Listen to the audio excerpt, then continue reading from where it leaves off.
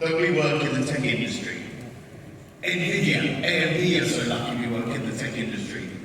A year ago, it was all about crypto and crypto mining. And crypto collapsed, and all the people have gone to jail, the market's gone. And suddenly, what did we do with those GPUs? We were able to repurpose them by moving them towards generative AI. Our industry invents, and as Jay has already said, this is a huge opportunity. Generative AI is not crypto, it's not Bitcoin, it's not IoT, it's not the metaverse. Generative AI is life and business changing. Jobs will be lost.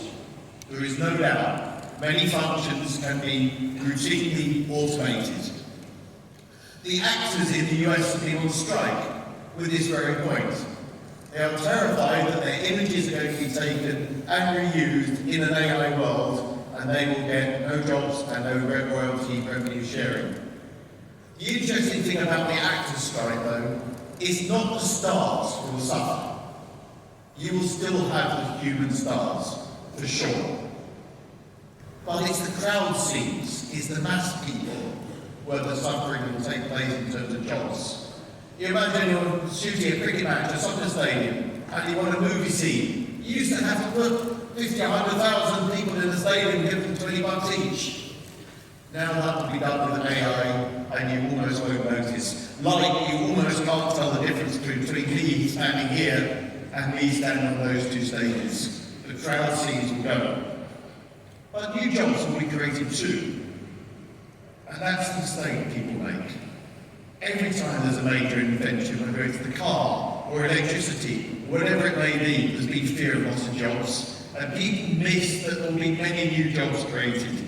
And obviously that's where we need to be pushing our children towards in terms of their education.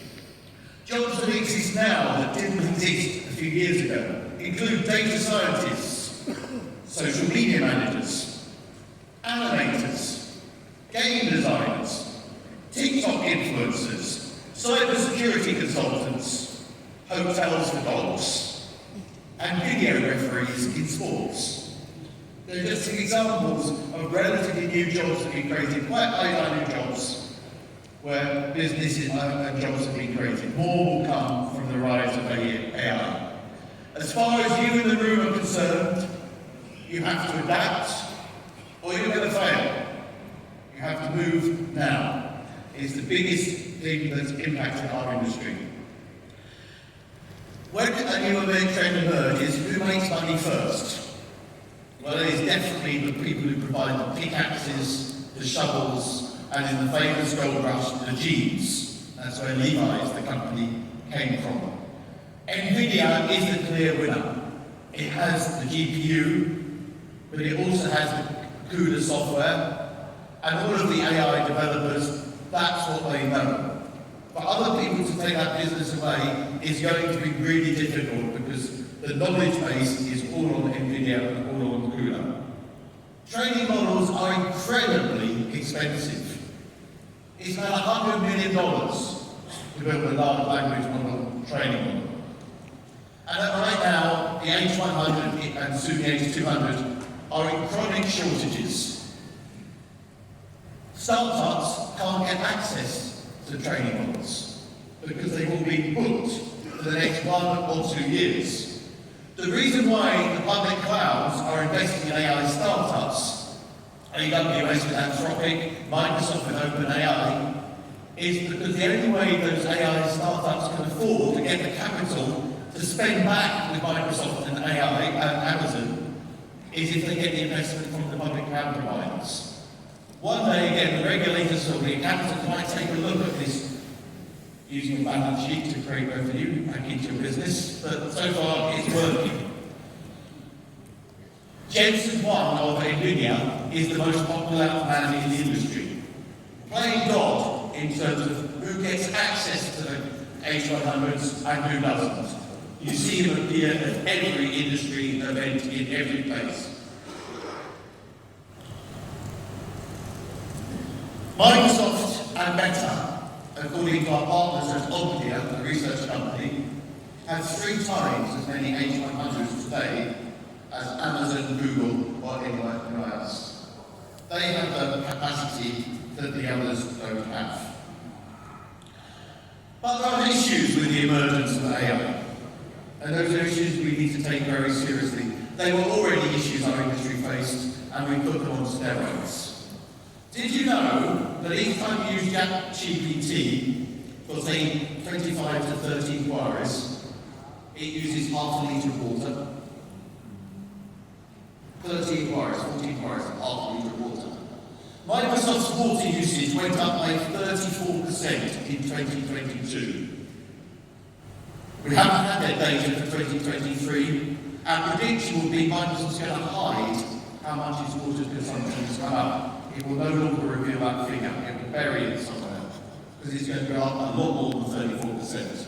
We will be able to use AI to solve some of the problems we're creating around water and energy by moving workloads based on time of day, based on temperature outside, to optimise and reduce their environmental consequences. There are some interesting experiments going on. In China, they've begun building the first gigantic underwater data centre near Sanya. They're using the seawater to provide natural cooling, which obviously reduces the electricity costs too. There's going to be conflicts between water for data centres and water for people to drink, clean water to people to drink. There are protests on the streets in Uruguay to stop Google building a new data centre because the people don't have enough water. And it's not just AI, of course, that's consuming the water. It's chip making too. Chip making is a thirsty business. Conservation is a must. Global warming has led to reduced rainfall. And in Taiwan, there's shortages of water too. TSMC consumes around 100,000 tonnes of water every day. And it's not just water, it's energy. MIT has already said that the public cloud has a carbon footprint bigger than the airline industry. But people do sometimes say, don't go on a plane, it's bad for the environment. People don't say, don't use your iPhone because it's bad for the environment. But that is the consequence. 7% of Singapore's electricity consumption is already on data centres.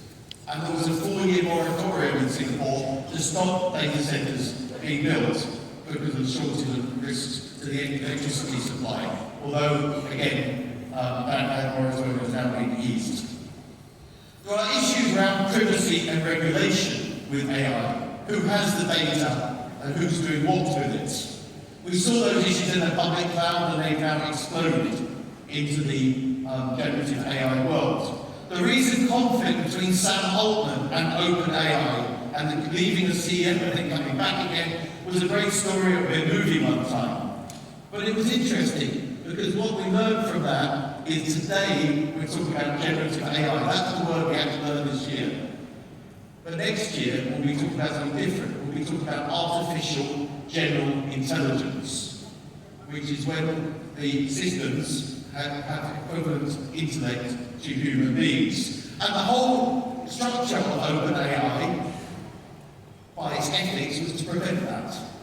And yet Sam Altman wants to make billions, hundreds of billions of dollars worth, and the only way they can do that is to develop artificial general intelligence. There was a fundamental conflict between where that business goes and what the ethics of the organisations were set up to do. And guess what? Money's won, and they're now going to go full steam ahead. Governments internationally need to work internationally together to regulate this industry fast. In the same way as we try to regulate and monitor the climate change with the IPCC. Generative AI companies and AI companies need to disclose what they're doing to a trusted, independent, government-led body on a global basis so that we can assess the risks and the dangers of what's going on. In the enterprise space, there is a clear winner. That winner is Microsoft.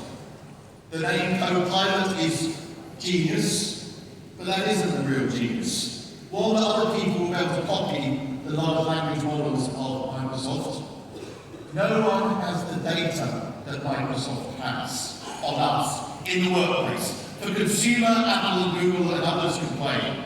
But in the workspace, Microsoft has everything.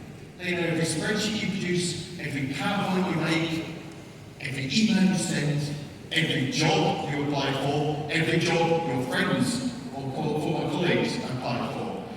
Microsoft knows your financial results before the market because you put them in Excel. And you're not meant to disclose, but they will disclose them to Microsoft in advance. And it will be very soon, probably next year, that Microsoft will be able to write an email for you that reads like this.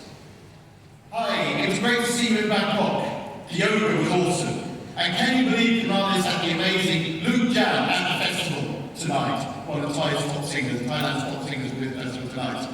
I'm so glad that TX just got promoted. And remember the fun the three of us had when we went to Bali last year. Well done on your last quarter's financial results. And please remember you to your husband Ahmed when you get home.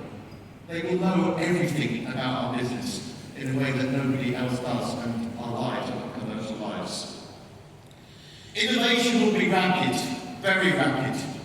Next year or 2 years' time, you will write a blog, and then you'll say, please turn that into a podcast for me. Please turn that into a video for me. And using deep fake type technologies, that will magically appear. Humans will still create original content. AI will turn it into any format you want. Your quarterly financial reports will be written by AI. You just plug the numbers in and it will write a report to you. Profits are up, cash is down, whatever it may be. Everybody will be able to create a movie.